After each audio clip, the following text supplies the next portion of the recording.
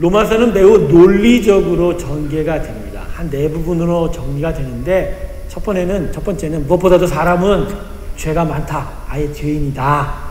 얼마나 큰 죄인인가를 밝혀줍니다.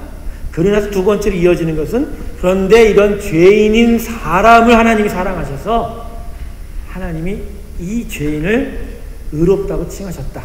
그 은혜가 있다라고 밝혀주시고요.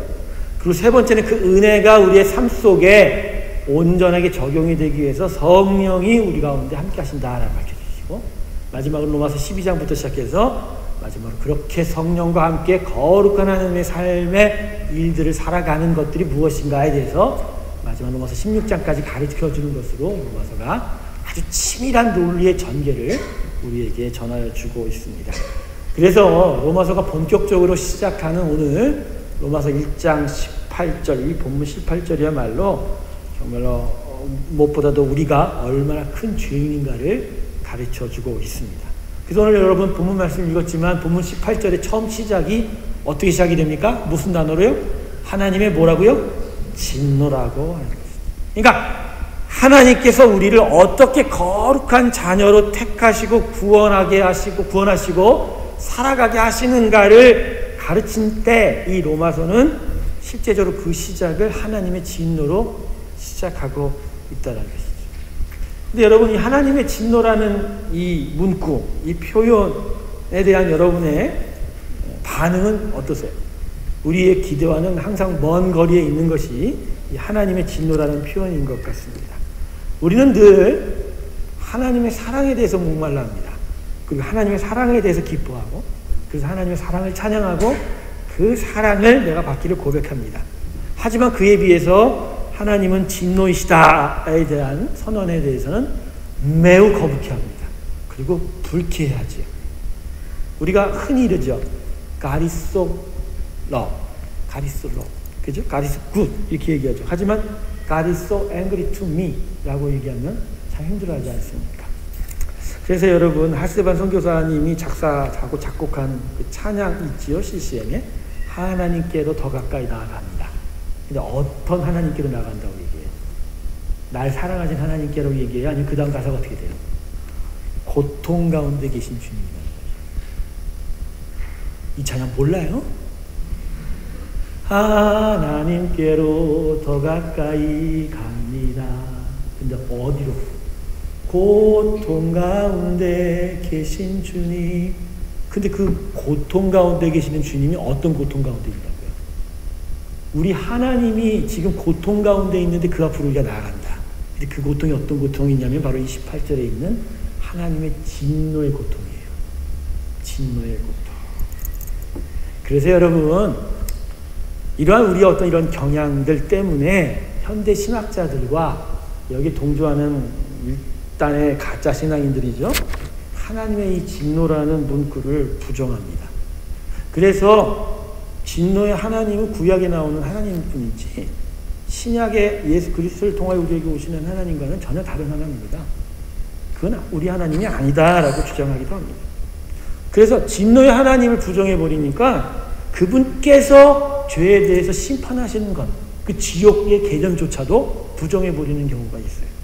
영국의 유명한 목사님이시죠. 소천하셨지만 존 스토트 목사님 말년에 안 좋게, 가장 안 좋은 일 하나만 하신 게 뭐냐면 그분이 영혼 멸절설을 주장했어요. 왜 영혼 멸절설일까요? 하나님은 사랑하시는데 우리를 어떻게 구원 못 받은 인생을 지옥 속에서 고통당하게 하실 수 있냐 이거지. 그러니까 구원 받은 사람은 천국 가지만 구원 못 받는 자는 지옥에 보낼 수 있는 하나님의 사랑이 아니니까 그냥 그 순간 영혼이 존재 그 자체가 없어져 버린다. 그래서 영혼 멸절설을 주장하는 거예요. 맞아요? 틀려요? 틀리죠. 이만큼 우리 스스로 우리 시대가 이 하나님의 진노에 대해서 매우 거북하고 불쾌하단 말이에요. 여러분 어떻게 생각하세요? 여러분이 하나님의 진노라는 오늘 본문의 첫 이 표현에 대해서 여러분 지금 어떠한 생각을 하고 있습니까? 18절 말씀 한번 다시 읽어보면서 우리 이 본문에 대해 다시 한번 생각해 보겠습니다. 18절 말씀 우리 같이 한 목소리로 읽을까요? 시작. 하나.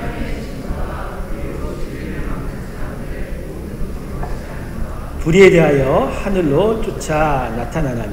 제 목소리 요새 오늘 안 좋아서 죄송한 마음입니다. 조금 양해해 주시길 바랍니다.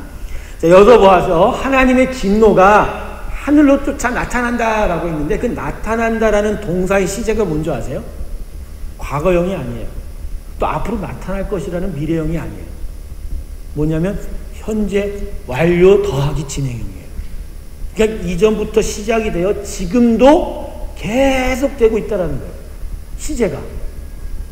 즉 하나님의 진노가 하나님이 계신 그 하늘로부터 이 땅으로 향하여 이전부터 시작하여 지금까지 앞으로도 계속 되어가고 있다라고 말씀하고 있는 것입니다.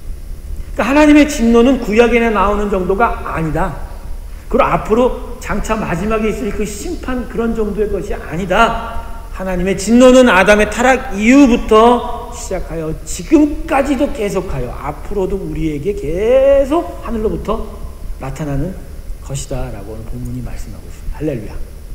그래서 하나님의 진노는 분명히 성경이 우리에게 가르쳐주고 있는 것이죠. 그래서 여러분, 제가 아까 현대신학자들, 하나님의 진노를 부정하는 사람들, 그 현대신학자들을 따르는 사람들을 가짜신앙이라고 했죠. 진짜 신앙은요, 하나님의 진노와 하나님의 사랑 사이의 긴장을 인정하는 거예요. 동전의 앞뒷면과 같지요. 하나님의 성품 중에 하나님의 우리를 향한 사랑이 있지만 그 뒤에는 우리를 향한 진노가 있다는 거예요. 하나님의 성품은 우리를 향하여 화도 내시고 또한 사랑도 하신다라는 이것이 바로 우리가 믿는 하나님의 성품 그 모든 것이다 라고 인정하는 사람이 참된 신앙입니다. 할렐루야. 하나님의 성품은 바로 사랑 하나만이 아니라 우리의 죄에 대해서 진노하십니다. 그럼에도 불구하고 우리를 끝까지 포기하지 않고 구원하시고자 하는 그 사랑이 있다라. 이 성품을 인정하고 동의하고 믿는 것이 바로 참된 신앙의 고백인 것입니다. 저는 그래서 항상 이런 하나님의 진노에 대해서 매우 불쾌하게 여기는 그리고 반항까지 하죠.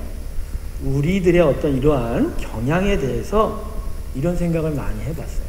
이런 생각을 많이 해봤어요. 하나님의 사랑하는데 그죠? 근데 나한테는 하나님의 사랑인데 다른 사람한테는 하나님의 사랑을 적용하는 것 같지 않다는 것이죠. 우리가 당한 악한 일에 대해서는 그처럼 아파하고 힘들어하고 괴로워하잖아요.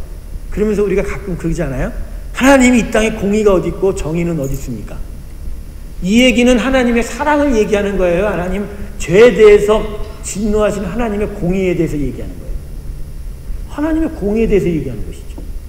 그런데 나에 대해서는 하나님 나한테 진노 그건 불쾌합니다. 하나님은 나에 대해서 항상 사랑해 주셔야 됩니다. 그러나 저 악을 행하는 세상에 대해서는 나와 같지 말고 진노를 퍼부으셔야 됩니다. 우리가 얼마나 이 이율배반적으로 안과 밖이 다르고 겉과 속이 다른 그러한 것으로 하나님을 바라보고 있지 않는가. 그래서 오늘 말씀을 통해서 우리는 하나님의 진노가 무엇인지를 좀 더 분명하게 배워야 합니다. 그래서 그렇게 배울 때 이 하나님의 진노에 대해서 거부감을 갖고 불쾌하기보다는 그래서 우리가 정말 큰 사랑을 받았구나 라는 행복과 감사가 나타나게 됩니다. 할렐루야. 하나님의 진노가 무엇인지를 알 때 거기서 정말 예수 그리스도의 사랑이 얼마나 큰지가 깨달아지게 되는 거예요.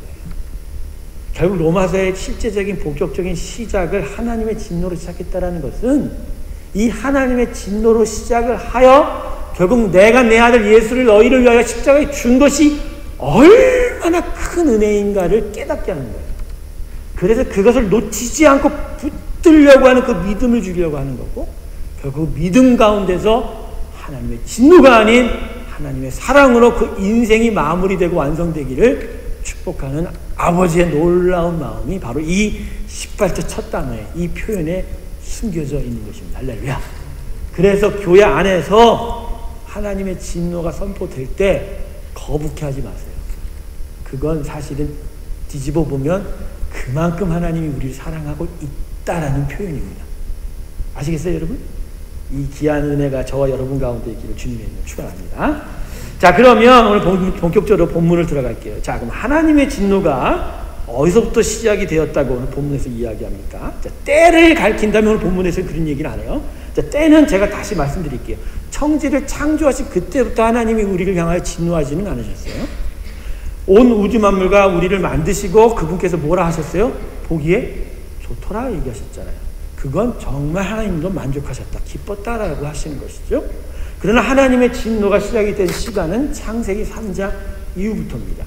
아담과 하와가 뱀의 모습으로 가장한 타락한 천사 그 사탄의 유혹 앞에서 하나님께 불순종한 그 이후부터 하나님의 진노가 나타나기 시작했고, 결국 오늘 말씀은 창세기 3장 이후부터 하나님께 아직도 회개하지 않고 돌아오지 않는 모든 인류에 대해서 하나님이 어떤 마음을 가지고 계시는가를 가르쳐주는 것이죠. 자, 오늘 본문 18절을 보면 이제 하나님의 진노의 원인에 대해서 나오는데, 사람 때문에 하나님의 진노가 발생했다라고 가르쳐주고 있어요. 자, 보다 정확하게 말하면 두 가지로 말씀합니다. 자, 본문 18절 다시 보세요. 자막으로. 자, 두 가지에 대해서 하나님의 진노가 나타나는데, 그 두 가지가 뭐냐면, 불의로 진리를 막는 사람들의 모든 경건치 않음이 첫 번째예요. 그러니까 이걸 경건치 않음으로 우리 간단하게 말합시다. 경건치 않음. 그 다음에 두 번째가 불의예요. 불의. 자, 첫 번째의 경건치 않음은 뭐냐면 하나님에 대한 불순종이에요. 하나님에 대한 불순종. 두 번째의 불의는 하나님에 대해서 불순종하기 때문에 그래서 이웃과 세상에 대해서 죄와 악을 쌓는 것을 이야기하는 것이죠. 그런데 이 두 가지 사람의 죄에 대한 순서가 오늘 본문까지 포함해서 18절부터 25절까지는 하나님에 대한 불순종으로 가고 있고, 그 다음에 이어서 26절부터 1장의 마지막 32절까지 세상과 이웃에 대한 갖은 악에 대해서 이렇게 나열한 것을 보면 결국 하나님에 대한 불경건으로부터 우리의 일반적인 죄가 발생하고 있다, 결과 맺어지고 있다라고 성경이 말씀하고 있는 것이죠. 그러므로 오늘 이 본문이 18절이 우리에게 이렇게 얘기합니다. 하나님의 진노가 지금까지 우리에게 나타났는데 그 이유는 뭐라고요? 하나님에 대한 우리의 불경건 때문이다 라고 말씀합니다. 오늘 별로 적으려고 하시지를 않네요. 죄가 뭔 죄냐면요, 우리가 하나님께 불경건했다라는 거예요. 거기서부터 우리의 죄가 시작되는 거예요. 제가 여러분에게 이전에 함께 나누지 않았어요? 우리가 죄를 지어서 죄인이 아니라 죄가 있어서 죄를 지은다고 얘기했잖아요. 근데 우리가 기본적으로 죄가 있는 게 뭐냐? 하나님께 대해서 불경건하다. 이것부터 배우셔야 돼요. 자, 그러면 이 불경건이 뭐냐? 자, 그건 좀 이따가 제가 여러분과 나누도록 하고요. 그래서 제가 오늘 이 본문 18절을 통해서 여러분과 좀 잠깐 나누고 싶은 것은, 여기서 우리가 우리 세상에 대해서 보는 시각을 이제 바꾸셔야 돼요. 기본적으로 우리가 하나님께 불경건해서 우리의 모든 세상과 이웃에 대한 죄가 나타났기 때문에, 그래서 세상에 지금도 벌어지는 수많은 악한 일들은 누구 때문이에요? 그 악한 일을 행한 사람 때문이에요? 아니에요. 아담 이후로 타락해서 계속하여 하나님께 불경건했던 사람 그 존재 자체 때문에 지금도 계속 악한 일이 나타나고 있다는 것이죠. 오늘 아침에 뉴스 보셨죠? 덴마크에서 또 총격 있었죠? 8명인가 죽었다고 그러더라고요. 지난번 파리에 있었던 사건과 똑같던 것 같아요. 자, 이런 일들이 왜 나타나는가? 뭐 원인과 이유 다 분석할 수 있지만 기본적으로 성경은 가장 기본적으로 얘기합니다. 원래 너희들이 그래라고 얘기하시는 거예요. 원래 너희가 그래라고 하는 거예요. 기본적으로 창세기 3장 이후로 아담과 하와가 타락한 이후로 원래 너희는 그렇게 살 수밖에 없어. 그렇게 살 수밖에 없어. 왜? 너희가 하나님을 배신했으니까. 그것밖에 안 돼라고 얘기하십니다. 그렇기 때문에 이 하나님의 진노의 이유가 우리 안에 하나님을 온전하게 섬기지 못하는 불경건 때문이라고 하는 그 말씀은 세상의 모든 만사 앞에서 우리 자신을 먼저 돌아보게 한다.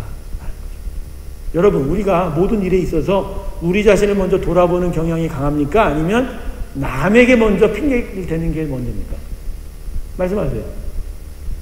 아니, 좀 상식적으로 얘기하시려니까. 꼭 여기만 오면 경건해진 척하고 계시니까 나도 힘들어. 저는 오히려 여기 올 때 더 상식적으로 와요.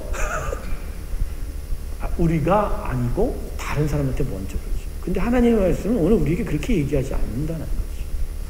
인권적으로 너를 포함한, 우리를 포함한 모든 인간이 그렇게 죄 지을 수밖에 없기 때문에 이러한 악이 벌어졌다라고 가르쳐주고 있는 것이죠. 여러분, 교회는 바로 이걸 가르치는 곳이에요. 어떤 일에 대한 원인이 바로 저기에 있어, 이렇게. 어떤 사람한테 있어, 이걸 가르치는 곳이 교회가 아니에요. 교회는 무엇보다도 하나님의 진노가 인간 그 자체의 하나님에 대한 불경건 때문에 나타났다라고 선포해 주는 거예요. 그리고 가르쳐 주는 거예요. 이것을 하나님의 사랑으로 극복하라라고 가르쳐 주는 것이 바로 교회입니다. 할렐루야. 그래서 교회가 사람의 죄에 대해서 알려주지 않으면 기본적으로 교회가 되지 않습니다. 할렐루야. 죄에 대해서 얘기하지 않으면 하나님의 사랑이 성립이 되지 않기 때문에. 그런데 이렇게 이야기할 때마다 죄 이야기하지 마라, 듣기 거북하다, 사랑을 가르쳐라. 여러분, 이래서 교회가 망해요. 아까 우리 권사님 정말 한국교회에 대해서 정말 통회하는 마음으로, 정말 아픈 마음으로 기도해 주셨는데, 그 안에 가장 근본적인 부분이 뭐냐면 듣기 좋은 것 듣고자 하는 그 열망이, 그 탐욕이 우리에게 가장 불쾌하고 거북한 죄에 대해서 언급하지 못하게 해서 결국 스스로가 하나님의 은혜, 십자가의 은혜를 더욱더 분명하게 붙잡지 못한 결과 때문에 교회에 아픔들이 나타나기 시작했다라는 것이죠. 하나님의 사랑이 어떻게 나타났어요, 여러분? 십자가 사랑이 우리에게 너무나 귀하죠. 근데 그 십자가의 사랑이 어떻게 해서 나타났냐고요. 그냥 하나님이 우리를 정말 사랑했기 때문에 그것만이에요, 이유가? 뭐 때문에요? 우리 죄 때문이죠. 우리 죄 때문이죠. 우리 죄 때문에 십자가가 왔다, 그래서 하나님이 사랑했다라고 가르쳐야 되는데 죄에 대해서 얘기를 못하니 당연히 그럼 연속적으로 하나님의 사랑도 얘기 못하는 거예요. 그러니까 사람 사랑 얘기하는 거예요. 인간적인 사랑 얘기하는 거예요. 그러니까 우리가 그냥 인간적인 사랑 안에서 지지고 볶고 살다가 가는 거예요.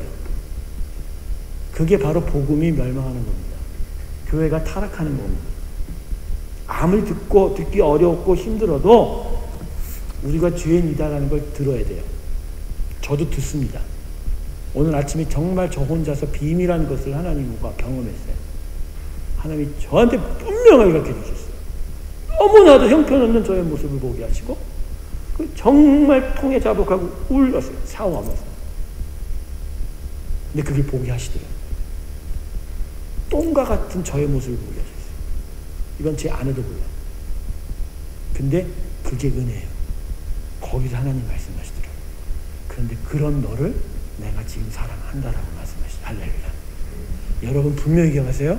하나님이 날 사랑하고 있다라고 반드시 얘기할 때는 항상 나의 비천함과 나의 죄악됨에 대해서도 동시에 말씀하고 계시다는 거. 그래서 동전의 앞뒷면이, 하나님의 성품의 앞뒷면이 그분의 진도와 그분의 사랑인 것입니다.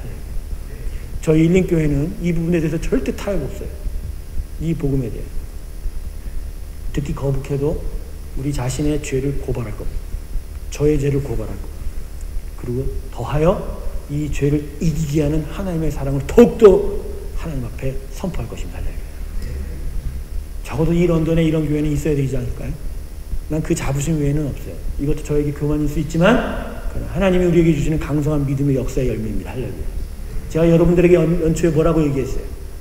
믿음으로 이제 강성해진 역사의 전성기를 우리가 맞이하자 그랬죠. 그게 여러분의 삶 속에 뭐가 더 많이 오고 더 많이 늘어나는 그런 강성한 시대가 아니라 하나님이 우리 안에 정말로 우리의 연약함 가운데서도 십자가를 세워가는 것을, 그래서 그것을 믿어가면서 우리 연약하지만 그럼에도 그것을 붙들고 믿음의 전성의 역사를 세워가자는 것이 저의 여러분을 향한 하나님의 은혜의 선포였습니다. 할렐루야. 여러분, 어렵고 힘들어도 불쾌해도 거북해도 우리의 죄에 대해서 하나님이 말씀하시는 것을 들어야 돼요. 그걸 들을 때 함께 들려요. 그럼에도 불구하고 나는 너를 사랑한다. 할렐루야. 그 은혜가 우리 가운데 있길 주님으로 축원합니다. 자, 그러면 사람의 불경건이 뭐냐 이거예요. 오늘 본문은 사실 사람의 불경건에 대해서 계속 가르쳐주고 있어요. 자, 경건이라는 것은요, 거룩함에 대해서 우리가 흔히 생각하는 그런 거와 똑같은 거예요. 경건이라는 건 우리가 뭔가 좀 얌전하고 점잖고 고상하고 이런 게 아니고요. 하나님만을 경외하는 거예요. 하나님을 예배하는 것이 경건이에요. 그러니까 경건하지 않다라는 것은, 불경건이라는 것은 하나님을 예배하고 그분께 영광 돌리는 마음이 전혀 없는 상태를 가리켜요. 그래서 불경건에 대한 의미는 영어 단어가 훨씬 좋아요. 우린 불경건하면 뭔가 좀 이상한, 응? 예식적인 걸 얘기하지만 영어는 불경건이 뭐라고요? God, 나도 몰라. Godlessness. 너무 어려워. 이런 단어는 저한테는 좀 어울리지 않아요.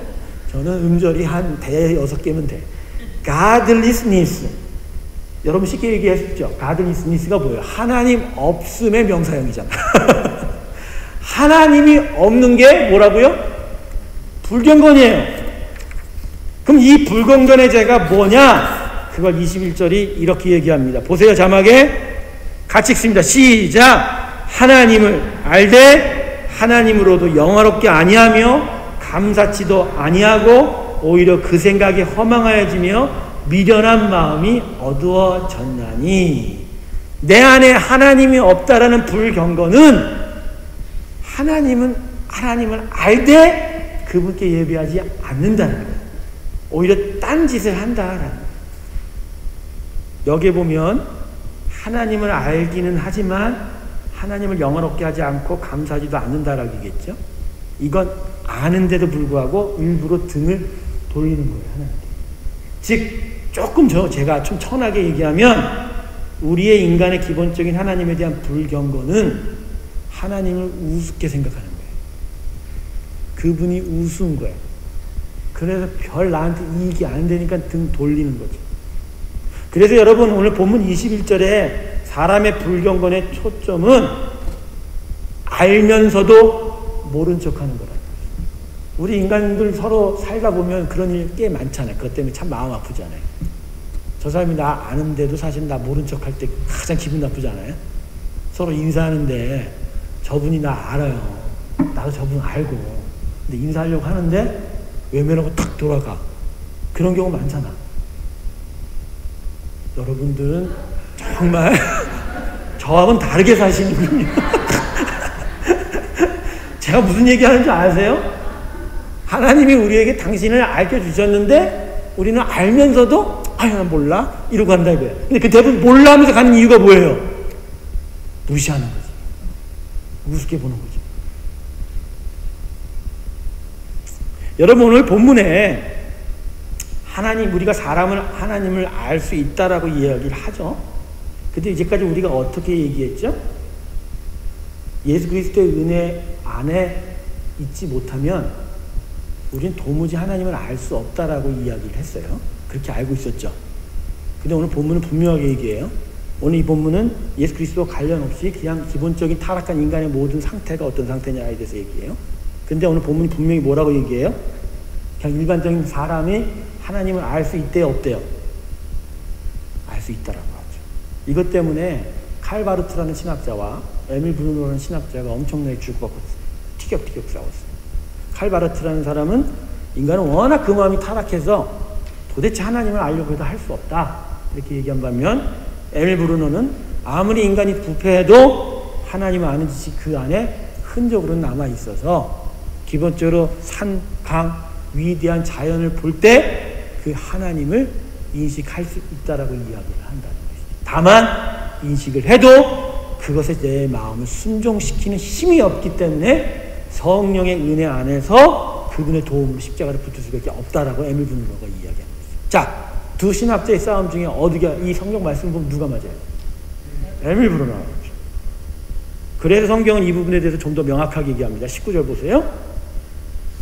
자, 같이 읽습니다. 19절 시작. 하나님께서 이를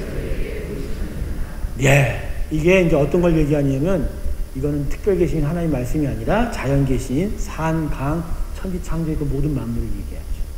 근데 그런 것들이 하나님을 알만한 것이 우리 가운데 있다라는 거예요. 그래서 사람은 반드시 하나님을 알 수 있어요. 하나님이 존재하는 것을 알 수 있다는 거죠. 그런데 모른다고 하는 거예요. 등 돌리는 거예요. 알면서도 나 몰라. 그런 거죠. 본능적으로 사람에게는 하나님에 대한 의식이 있습니다. 그래서 여러분, 이 세상에는 무신론자가 없어요. 불신론자만 존재하는 거예요. 나는 하나님을 안 믿어. 나 신의 존재를 인정하지 않아. 그런 사람 절대 없어요. 그런 사람 절대, 엄밀한 얘기로 말하면 불신자만 있을 뿐이에요. 이런 얘기를 제가 드릴게요. 이 세상에 아버지 없는, 나는 아버지가 없다라고 생각하고 사는 사람들이 꽤 많거든요. 있죠. 아버지와 관계가 안 좋거나 그저 아버지가 무슨 뭐가 잘못돼서 또 그럴만해. 정당한 이유가 있어. 중요한 건 제 초점 그게 아니라 아버지가 없는데 그 사람이 어떻게 태어나요? 그 사람한테 아버지가 있는 거예요, 없는 거예요? 실제적으로, 물리적으로 있죠. 자, 제가 이 예화가 무슨 얘기인지 아세요? 신이 없다라고 얘기했는데 실제로는 신이 없으면 만들어져요, 안 만들어져요? 안 만들어져요. 근데 그러니까 이걸 가지고 이제 머리 싸매고 이제 연구를 하는 거야, 과학자들이. 신이 없이 이 세상이 창조될 수 있을까? 근데 그걸 연구하면 연구할수록 지적인 어떤 유신론, 신적 존재가 없으면 결코 이 일이 될 수 없음을 이제 깨닫게 되죠. 그러니까 이제 과학자들이 나중에 뭐가 만들어지죠? 진화론을 버리고 대신 타협하면서 유신진화론. 뭔가 슈퍼파워의 슈퍼내추럴한 어떤 존재가 이 시작은 했고, 그러나 그 시작만 했지, 거기서부터는 우리가 진화됐다. 이런 식으로 타협을 하게 돼요. 웃기는 얘기죠. 안 되는 얘기죠. 다 하나님이 있는 줄 아는데 그걸 거부한 거예요. 이게 우리의 뭐라고요? 불경건함이에요. 이게 기본적인 우리의 죄됨입니다. 오늘 이 시간 우리 안에 혹시 이 죄 가운데 있는 분이 계십니까? 오늘 이 시간 이 말씀을 듣고 하나님 앞에 마음을 돌리시길 주님으로 축원합니다. 하나님은 반드시 살아 계십니다. 그분이 온 땅을 만드셨어요. 그분으로 말미암아 우리가 여기에 존재하고 있는 거예요. 그러면 내가 하나님을 사랑한다 고백할 수는 없어도 인정은 하셔야 돼요. 난 하나님으로 인하여 여기 존재하고 있구나. 거기서부터 우리의 은혜의 삶은 시작이 되어 가는 것이죠. 자, 그러면 하나님을 거부한 인간들, 그 불경건한 인간들이 어떻게 되었습니까? 22절과 23절 보십시다. 자, 같이 읽습니다. 시작. 스스로 지혜 있다 하나 우둔하게 되어 썩어지지 아니하는 하나님의 영광을 썩어질 사람과 금수와 버러지 형상의 우상으로 바꾸었느니라. 자, 22절 23절의 초점이 뭐냐면 사람들은 스스로 똑똑하다고 한다라는 거죠. 결국 오늘 설교 제목이 뭐였죠? 하나님의 진노를 부르는 사람이 뭐라고요? 우리가 스스로 똑똑하다고 해서 분명히 하나님이 존재하는 것 같은데도 불구하고 그거 무시해버리고 그런 거 필요 없어. 우리의 힘, 우리의 지식, 우리의 방법으로 살아갈 수 있다라고 큰 소리치는 그 교만이 바로 기본적으로 하나님이 이 땅과 이 인간들에 대해서 계속하여 진노해 오신 이유다라는 거죠. 그래서 교회는 항상 우리 자신에게, 우리에게 교만이 아니라 뭘 가르치죠? 겸손을 가르쳐요. 근데 그 겸손은 다른 자보다는 낫다라는 겸손이 아니라 그건 2차적인 거고, 하나님 밑엔 우리는 언제나 작은 존재입니다라는 그 겸손부터가 시작이 되는 거예요. 하나님 앞에 겸손한 자는 분명히 이웃들 앞에서도 겸손하게 됩니다. 이웃들 앞에 교만한 자는 그 원인을 살펴 올라가 보면 반드시 하나님 앞에 자기 자신을 크게 드러내는 자입니다. 하나님 앞에 교만하지 않기를 주님의 축원합니다. 근데 이 자칭 지혜 있는 자들이 결국 뭐 했다고요? 하나님의 영광을 알면서도 그거 무시하고 결국 그거 없이 그 영광을 뭐로 바꾸었다고요? 썩어질 사람과 금수와 버러지 형상의 우상했다. 하나님은 없다고 하면서 귀신은 섬겨요. 그게 우리 인생이에요. 하나님 없다고 하면서도 돌, 나무에 뭐 새겨서 그게 또 신이라고 얘기해요. 하나님 필요 없다라고 얘기하면서 우리에게 축복대로 주셨던 여러 도구들에 우리가 매여요. 특별히 돈에 대해서. 돈이라는 우상에 매여요. 여러분, 사람이 왜 하나님 대신 우상 만드는 줄 아세요? 우상은 잔소리를 안 해요. 결혼을 왜 안 할까요? 잔소리 듣기 싫어서 안 하는 거예요. 신혼부부들 인정하세요? 청년들이여 들을지어다. 잔소리를 듣는 것이 행복입니다. 아멘이 없네. 우상은 하나님의 대용품이죠. 분명히 존재하는 하나님은 아는데 그건 무시하고 싶은 거예요. 하지만 의지할 것이 필요하죠. 그래서 우상을 의지하죠. 하지만 그 우상의 좋은 이유는 이렇게 살아라 저렇게 살아라 잔소리하지 않으니까. 제일 중요한 거 회개하라고 우리에게 계속 가르치지 않으니까. 우상은 절대로 우리한테 회개하라고 얘기 안 합니다. 그냥 잘 살아. 그대로 살아도 잘 될 거야. 이렇게 얘기해요. 안 그래요, 여러분? 나도 절 오랫동안 다녔어요. 절을요. 절 출신이에요. 출신이. 절 출신인데 내가 절에 오랫동안 다녔지만 진짜라니까요. 제가 많이 경전도 많이 외우고 그랬어요. 그런데 그 안에서 회개하라는 말은 내가 못 봤어. 회개하라는 말은 못 봤어. 내 욕심 버리라는 건 봤지만 회개하라는 말은 못 봤다. 우상 숭배는 사람의 욕망을 충족시켜주는 것 외에는 다른 게 아닙니다. 그것을 위해서 하나님이 계심에도 불구하고 그냥 무시해 버리는 것입니다. 사람은 내 자신이 무언지 정말 자신의 진면목을 볼 수 있어야 참된 행복을 경험하게 됩니다. 병원에 갈 때 의사 선생님들 앞에 여러분 옷을 벗지요. 때때로. 문진할 때, 배 아프다 그럴 때, 피부병 있을 때 옷 안 벗어요? 정말 힘들 때, 정말 병이 안 좋을 때는 옷 다 벗으라고 그러죠?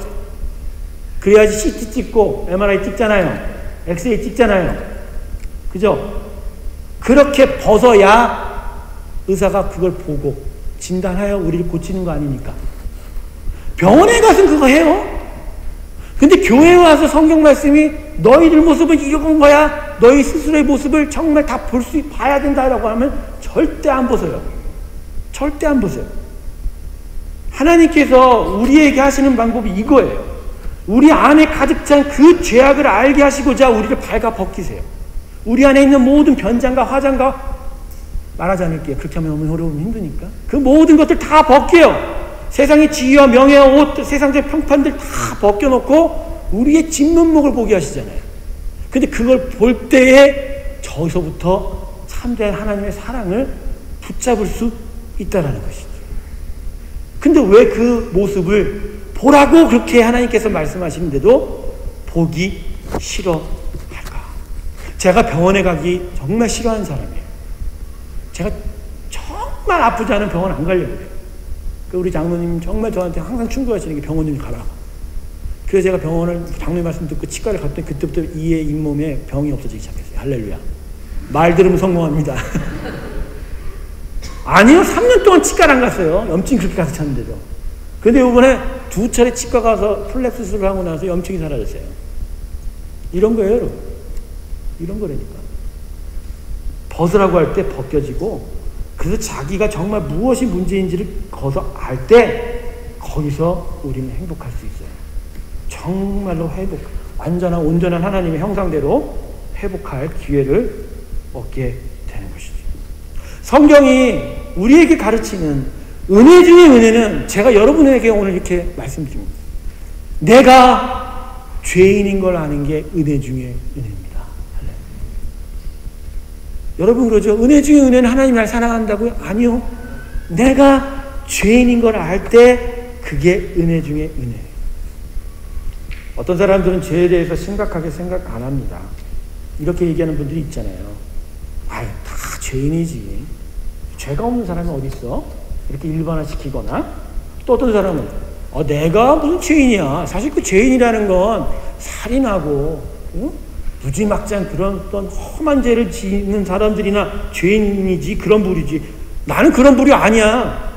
나는 오히려 좀 좋은 쪽에 속한 사람이야 라고 얘기하시는 분들이 있어요. 여러분 절대 안 그래요. 지금도 제가 하는 얘기 잘 들으세요. 이거 비유예요. 제가 어느 날 전도사 시절이었어요. 하도 배가 고파서 교회 앞에 있는 감자탕 집을 갔어요. 감자탕 집에 가서 한 그릇 감자탕을 아주 푸짐하게 받았어요. 뼈다귀들을 막 이렇게 올려줬더라고요. 먹다 봤는데 감자탕 속에서 바퀴벌레 2마리를 발견했어요. 내가 잘 들으라고 했잖아. 그래서 제가 주인한테 사장님 이거 바퀴벌레가 왔는데 이거 어떻게 하실래요? 했더니 그러면 제가 한 그릇 다시 드릴게요. 아니 그놈의 솥에서 바퀴벌레 넣고 같이 끓였잖아. 그럼 내가 먹은 게 그거나 똑같은 거야 안 똑같은 거예요? 똑같아요 안 똑같아요? 똑같죠. 제가 여러분 지금 무슨 얘기하는 거예요? 바퀴벌레 한 마리 빠져 죽었다고 뭐 괜찮다고 우리가 그렇게 생각하지 않잖아요. 우리 음식 먹을 때 파리 한 마리만 집어넣어도 힘들어 하잖아요. 그런데 내 인생에 요만한 죄 하나가 들어갔다고 괜찮아 라고 생각하는 거는 뭐냐 이거지. 여러분 이 시간에 나는 그래도 다른 사람하고 달라. 저 살인한 사람하고 저렇게 음란한 죄를 저지른 사람하고 나가 분류가 달라라고 생각하시는 분들 회개하셔야 됩니다. 하영조 목사님이 이렇게 얘기하셨어요. 우리는 발각되지 않은 죄인이고 교도소에 있는 분들은 어떤 죄인이라고요? 재수없게 발견된 죄라고 하죠. 무엇이 달라요? 하나님 앞에서 보면 똑같아요, 여러분. 그러기에 아주 작은 죄 하나라도 그것을 우리가 발견하여 그렇게 발견되어 그 죄가 나의 인생 속에 들어있는 것을 정말로 아프게 여기면서 정말 하나님의 거룩한 사람으로 살아가기를 바라며 그렇게 하나님을 바라고 하나님께 의지하며 나아가는 것이 바로 참된 믿음의 삶이라는 것이죠. 그러기에 여러분 심령이 가난한 자는 복이 있나니에 그 심령이 가난하다는 것은 그 뭐에 대한 심령이 가난한 거예요? 나의 죄인됨. 내 안에 정말로 하나님을 제대로 알려고 하지 않는 그런 불경건에 대한 그 죄인됨에 대해서 아파하고 힘들어할 때 그 순간부터 천국이 그의 심령 가운데 들어오는 거예요. 할렐루야. 오늘 본문이 우리를 거북하게 하고 불쾌하게 하는 게 아니에요. 우리가 어떤 사람인지를 아주 분명하게 가르쳐 주는 거예요. 우리는 본시 아담의 타락 이후로 하나님을 알지만 결코 그분을 하나님으로 섬기려고 하지 않았던 자들이고 오히려 우습게 알던 자들이고 오히려 그렇게 하나님을 무시했던 자들인데 근데도 불구하고 그렇게 살면서 결국은 하는 짓이라고 돌나무에 새겨서 우상 섬기고 귀신 섬기는 것밖에 못하는 하나님이 그게 속상하니 오늘 이 순간 이 본문을 통해서 우리에게 말씀하고 있는 것이죠. 사랑하는 성도 여러분, 내가 정말 죄인인 것을 깨닫는 그 순간부터 하나님의 은혜는 들어옵니다. 할렐루야. 성령이 우리 안에 들어와서 진리를 깨닫게 하는 그 순간에 일어나는 일은 바로 내가 죄인인 걸 알게 한다는 거예요. 내가 정말로 하나님 앞에 불경건했다는 것을 깨닫게 한다는 거예요. 근데 그 순간 그 진리를 깨달을 때 예수 그리스도가 들어오는 거예요. 할렐루야. 왜냐하면 예수 그리스도는 십자가에 우리 죄 때문에 죽었기 때문에 그분이 받아지려면 우리의 죄가 거기에 있다는 것을 깨달아야 되기 때문에 그래서 오늘 이 순간에 우리 중에 혹시 예수 그리스도를 나의 죄와 연관시켜주지 않고 믿고 계시다면 그건 잘못된 거예요. 여러분 제대로 참된 예수 그리스도를 믿는 건 우리의 이 진면모 하나님의 진노를 불러일으키는 교만한 존재임을 깨달을 때 참된 예수 그리스도의 십자가를 붙들게 됩니다. 할렐루야. 말씀을 마치겠습니다. 사랑하는 성도 여러분, 우리 안에 무엇이 잘못되어 있는지를 오늘 말씀을 통하여 분명하게 들으십시오. 분명하게 바라보십시오. 거기서 아버지가 우리에게 보내신 당신의 아들 십자가의 보혈의 그 은혜는 우리 심령으로 콸콸콸콸 풍성하게 넘쳐 흐를 것입니다. 그래서 그 불경건함을 이길 수 있는 놀라운 하나님의 은혜의 삶이 우리 가운데 시작되게 될 것입니다. 이 귀한 은혜가 저와 여러분 가운데 있기를 주님의 이름으로 축원합니다. 기도하겠습니다. 감사합니다. 하나님 아버지, 오늘 말씀을